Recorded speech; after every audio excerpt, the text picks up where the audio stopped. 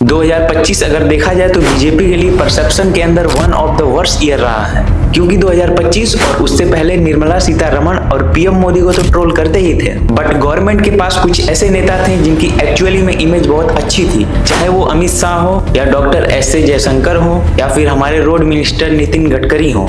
और दूसरी तरफ कांग्रेस के लिए ये साल सोशल मीडिया के ऊपर काफी ज्यादा प्रॉफिटेबल रहा है, बट रियलिटी के अंदर इलेक्शन तो ऑन ग्राउंड लड़े जाते हैं। तो मैंने सोचा भैया साल तो निकल गया, साथ में कांड भी निकल गए और उनके कांडों का रिस्पॉन्सिबिलिटी कौन लेगा। मैंने सोचा उनका एक बेसिक सा रिपोर्ट कार्ड बनाते हैं जिसके अंदर बीजेपी और कांग्रेस के टॉप 3 ब्लंडर्स देखेंगे। बीजेपी दिल्ली के अंदर लिटरली 27 साल के बाद जीती है और सीएम किसको बना दिया गया? रेखा गुप्ता को।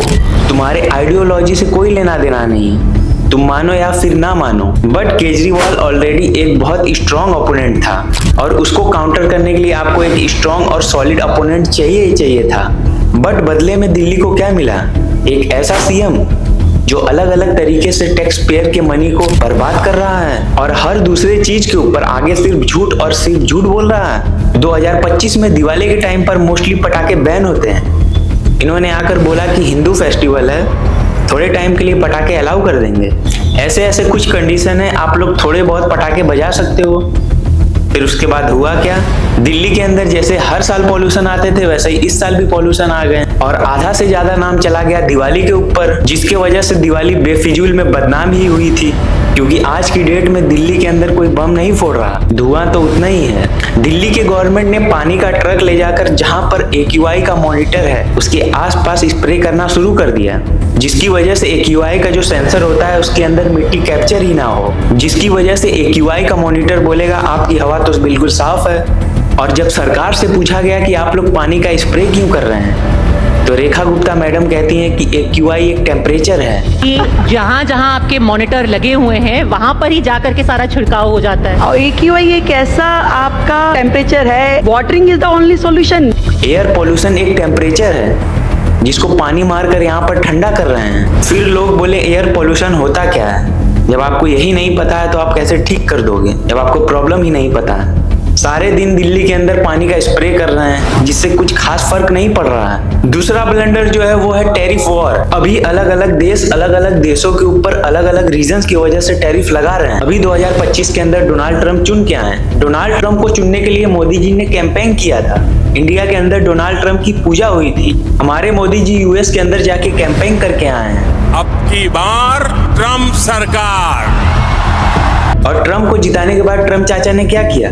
हमारे ऊपर 50% का टैरिफ लगा दिया। और ये टैरिफ क्यों लगाया जा रहा है मैं आपको एक्सप्लेन करता हूँ। जो डोनाल्ड ट्रंप है उसका यूएस के अंदर जीतने का एक बहुत बड़ा रीजन है फार्मर, जो उनके टोटल वोट परसेंटेज का 35% से भी ज्यादा वोट शेयर कंट्रीब्यूट करता है। तो ट्रंप का एक सिंपल सा गेम है कि भैया मैं अपने फार्मर्स को ज्यादा से ज्यादा प्रॉफिट दूंगा ताकि मुझे दोबारा से वोट मिल सके। यही प्रोसेस होगा।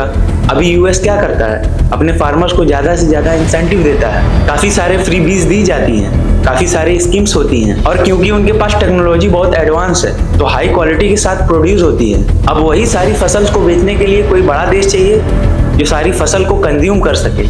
तो सबसे पहले ट्रंप ने ट्राई किया चाइना के साथ और 2017 में यूएस ने चाइना के ऊपर 50% टैरिफ लगा दिया और बोला गया कि हमसे फार्मिंग का सामान ज्यादा से ज्यादा खरीदा करो, थोड़ा सीड खरीद लो, थोड़ा राशन खरीद लो, थोड़ा दूध खरीद लो। पर चाइना ने उल्टा करा, यूएस के ऊपर खुद 50% टैरिफ लगा दिए। ये ट्रेड वॉर थोड़ा टाइम चला, फिर यूएस ढूंढ रहा था एक और ऐसा देश जो ज्यादा से ज्यादा राशन कंज्यूम कर सके। फिर उन्होंने ट्राई किया इंडिया के ऊपर, अलग अलग बहाने दिए गए। आप लोग रसिया से तेल खरीद रहे हो, हमारे ऊपर ज्यादा टैरिफ लगा रहे हो, हम आपके ऊपर टैरिफ लगाएंगे और अगर आप लोग चाहते हो कि हम आप लोग के ऊपर टैरिफ ना लगाएं तो आप लोग को एक ट्रीट साइन करनी होगी। और उस ट्रीटी के अंदर क्लियरली मेंशन है कि भैया जो यूएस का फार्मिंग गुड्स है वो इंडिया के अंदर सस्ते दाम पर बिकेगा। बट मोदी जी ने क्लियरली मना कर दिया क्योंकि इसमें इंडिया के अंदर जो फार्मर्स हैं उनको नुकसान का सामना करना पड़ेगा। और अगर हम तीसरे ब्लंडर की बात करें तो वो है वोट चोरी। 7 अगस्त 2025 को राहुल गांधी प्रेस कॉन्फ्रेंस करते हैं जिसके अंदर वो दुनिया को बताते हैं कि कैसे इंडिया के अंदर वोट चोरी हो रहा है और वो इस सारे कन्वर्सेशन को बैक करने के लिए कुछ डेटा प्रेजेंट करते हैं। और जो डेटा प्रेजेंट किया जाता है वो महादेवपुरा का किया जाता है, जिसके अंदर बोला जाता है कि 1,16,500 से भी ज्यादा घोस्ट और फेक वोटर्स हैं। 42,000 वोट को डिलीट कर दिया गया जिसके अंदर 85% SC और ST आते हैं। इलेक्शन कमीशन हमें सीसीटीवी फुटेज नहीं दिखा रहा। इलेक्शन कमीशन हमें कंप्यूटर रीडेबल डाटा भी नहीं दे रहा। 38,000 से भी ज्यादा डुप्लीकेट वोट्स और 8,000 ऐसे वोट हैं जिसके हाउस नंबर ही नहीं लिखे हैं, जिसके अंदर राहुल गांधी ने सीरियसली ब्लेम लगाया कि बीजेपी वोट चोरी कर रहा है और उसकी वोट चोरी करने में इलेक्शन कमीशन उसकी मदद कर रहा है, जिसका एक सिंपल सा रिप्लाई होना चाहिए था कि वोट चोरी करना इंडिया के अंदर पॉसिबल ही नहीं है। बट 13 अगस्त को बीजेपी की तरफ से रिप्लाई आता है। क्वेश्चन पूछा गया था इलेक्शन कमीशन से, बट रिप्लाई आता है बीजेपी के साइड से। रिप्लाई के अंदर अनुराग ठाकुर बोलते हैं वोट चोरी बीजेपी वाले नहीं बल्कि कांग्रेस वाले कर रहे हैं। तो फिर जनता को लगा अच्छा वोट चोरी पॉसिबल है, तो बीजेपी कुछ चीजें साफ करने की बजाय और उल्टा रायता फैला रहा है। तो दोस्तों अगर वीडियो पसंद आए तो वीडियो को लाइक करें, हमारे चैनल को सब्सक्राइब करें। धन्यवाद।